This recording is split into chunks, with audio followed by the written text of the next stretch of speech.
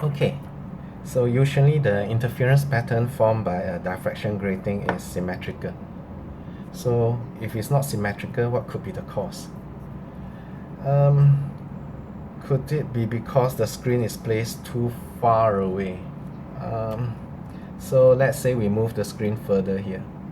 So we are still going to get our 0th order here. And where we will get our first order, it will be here. You'll still be at the same angle.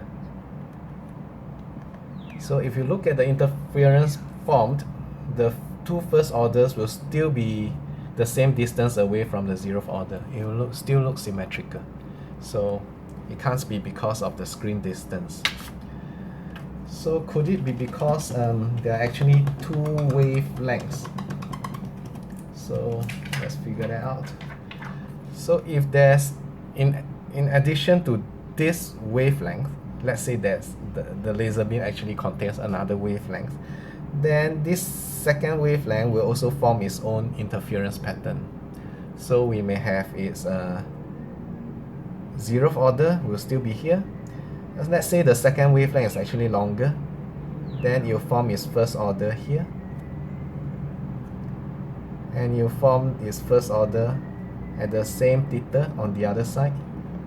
So when you look at the interference pattern being formed, yes, there's now a second set of interference pattern, but everything will still look symmetrical.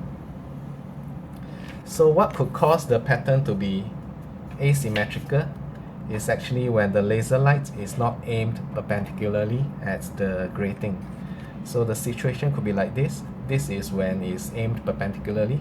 So suppose it's not perpendicular, so it may look like this. So the 0th order, let me draw in the screen. So the screen is here. So the 0th order will be formed here. The first order will be formed here. And the first order on the other side will be formed here. Can you see that this distance is shorter than this distance?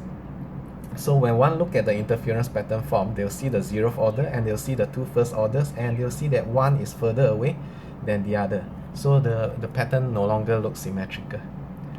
So that's why. Okay.